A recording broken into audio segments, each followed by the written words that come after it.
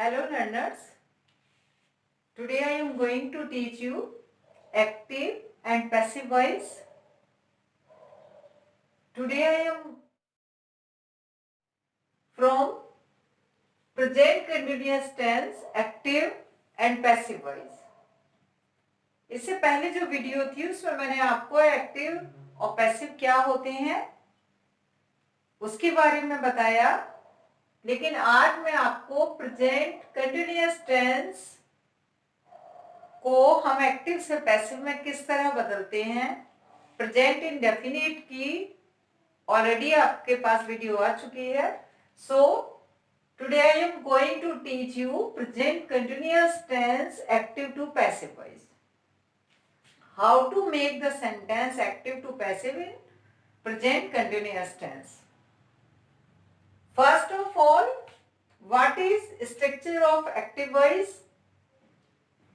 Present continuous tense का active voice का structure क्या होता है ये आप देखिए, मैंने यहाँ पर लिख के रखा हुआ है. एक्टिव वॉइस में हमारा स्ट्रक्चर होगा subject is am are. It mean जो हमारा सब्जेक्ट होगा इसके अकॉर्डिंग हमें, अगर हमारा सब्जेक्ट सिंगुलर है तो हम इज का यूज करेंगे, प्लूरल है तो आर का यूज करेंगे, और अगर हमारा सब्जेक्ट आई है तो हम एम का यूज करेंगे. देन वर्ब की first form plus ING, verb के फर्स्ट फॉर्म में आईएनजी का यूज करेंगे और हम बाद में ऑब्जेक्ट लेंगे. जो हमारा ऑब्जेक्ट होगा उस तरह से हम लेंगे. सपोज यहां पर हम सेंटेंस एक लेते हैं, आई एम प्लेइंग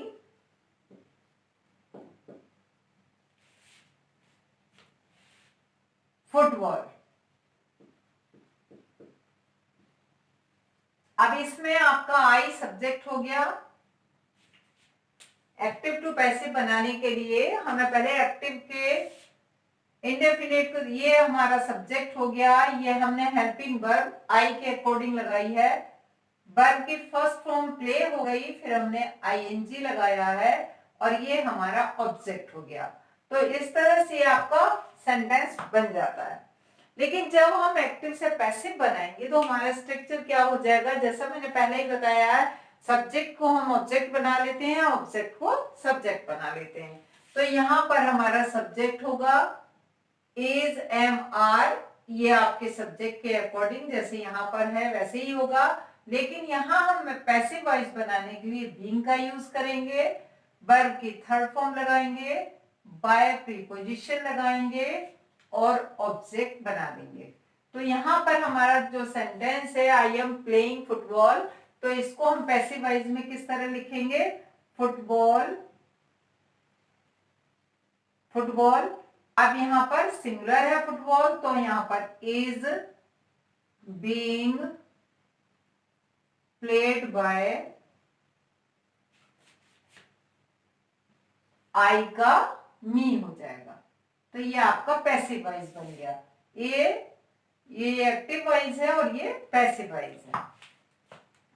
तो इस तरह से आपको ये स्ट्रक्चर को, पहले आपको सबसे पहले स्ट्रक्चर देखना होगा कि हमारे एक्टिव वॉइस का क्या स्ट्रक्चर है और पैसिव वॉइस का क्या स्ट्रक्चर है, इसके अकॉर्डिंग है. अब हम पहले पॉजिटिव दो सेंटेंस लेते हैं, देन नेगेटिव सेंटेंस और फिर हम इंट्रोगेटिव सेंटेंस का यूज करते हैं. तो she is singing a song, तो हमारा सब्जेक्ट यहाँ पर क्या हो जाएगा, a song is being, sing की third form sung by, she का हर हो जाएगा. ठीक है. they are playing football, यहाँ आपका सब्जेक्ट हो जाएगा फुटबॉल. तो दूसरा आपका सेंटेंस है football is being played by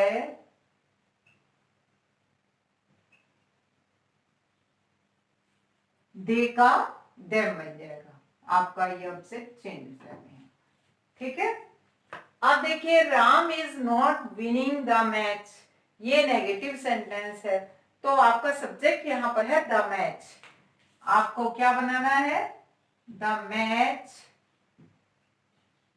is not being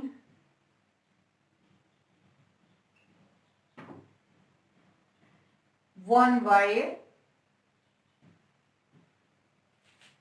Ram.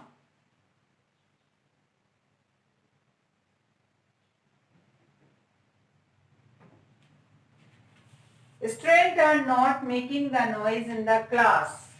तो यहां पर आपका सब्जेक्ट है noise. The noise is not being made in the class by students.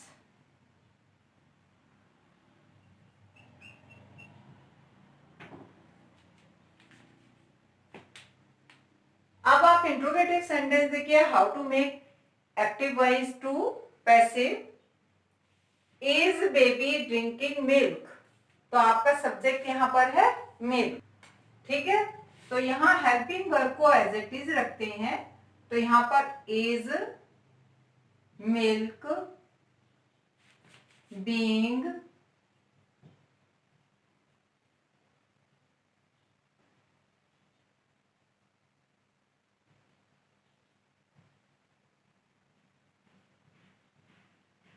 Drunk by baby, यहाँ इंट्रोगेटिव मार्क भी आएगा। Is milk being drunk by baby.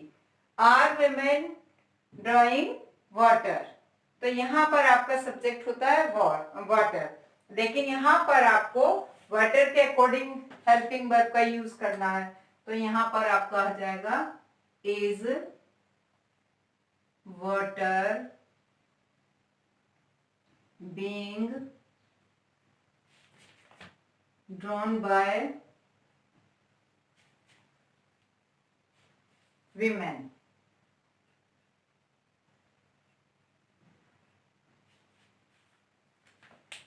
ठीक है, तो ये आपको प्रेजेंट, ये पॉजिटिव एक्टिव और ये पॉजिटिव आपको पैसिव वॉइस बना दिया। ये नेगेटिव है दोनों, और ये दो सेंटेंस आपको इंट्रोगेटिव सेंटेंस बना दिए। तो अब आप इसको देख सकते हैं कि किस तरह से इनका यूज होता है। She is singing a song is being sung by her. They are playing football, football is being played by them. Ram is not winning the match is not being won by Ram. Students are not making the noise in the class. The noise is not being made in the class by student. Is baby drinking milk? Is milk being drunk by baby? Are women drawing water? Is water being drunk by women?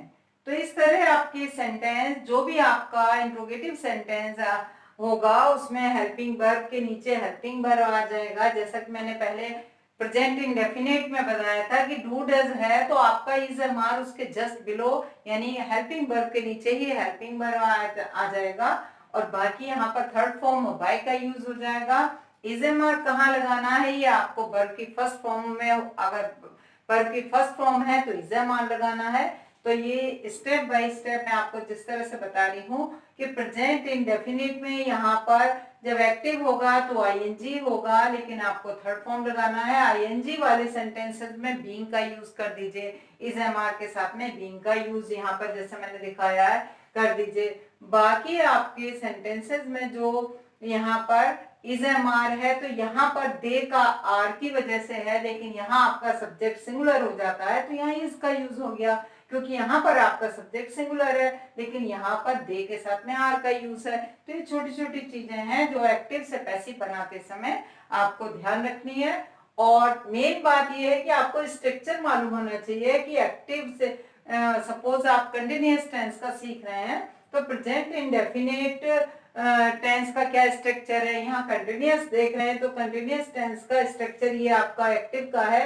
तो passive में हमें क्या चीज use करनी है ये आपको learn by heart करना पड़ेगा, क्योंकि आप जब लर्न कर लेंगे तो उसके अकॉर्डिंग आपको ध्यान रहेगा कि हमारा पैसिव में हमें क्या बनाना है और एक्टिव में हमारा स्ट्रक्चर अगर ये है तो हमें पैसिव में इसको किस तरह से मोल्ड करना है।